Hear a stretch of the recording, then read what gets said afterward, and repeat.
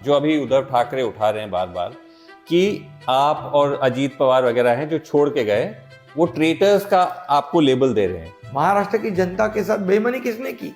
But BJP के साथ बेईमानी किसने की?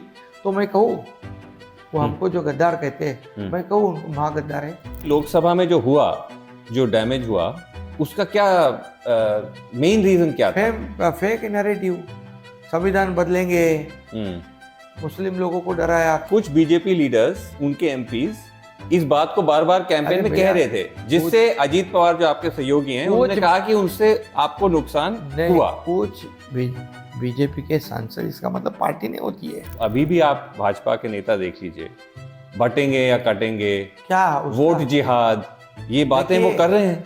हमने अभी तक जो हमारे महाराष्ट्र में जितनी योजनाएं है, इस योजना में हमने कोई जाति पाति क्यों लाया?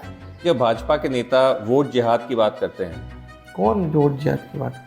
देवेंद्र फडणवीस आपके डिप्टी सीएम है, वो तो जिहाद बार की बार नहीं। वोट जिहाद की बात कर रहे हैं। वोट जिहाद की नहीं, उन्होंने जो वोट जिहाद का वर्ड यूज किया है, एक्सप्रेशन यूज किया है, उससे तो आप सहमत नहीं होंगे। मैं नहीं मानता वो।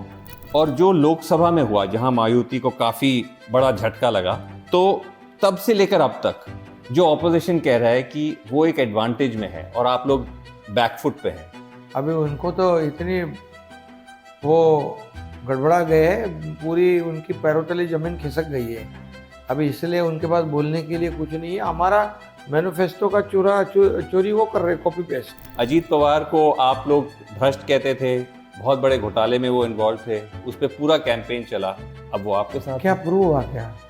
अब दूसरी बात नहीं, वो तो आरोप तो आप ही लगा रहे थे। ये गैप नैरो पहले का जो माहौल था वो कम हो गया है, और उसकी एक बहुत बड़ी वजह बताई जा रही है, जो आपका लाडली बहन जो स्कीम है।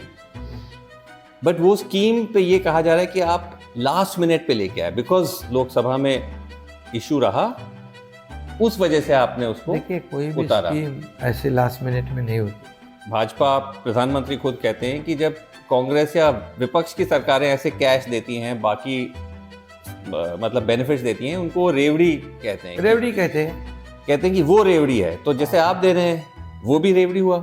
इतना सब लोग इकट्ठा हुए मोदी जी को हराने के लिए हराया उन्होंने।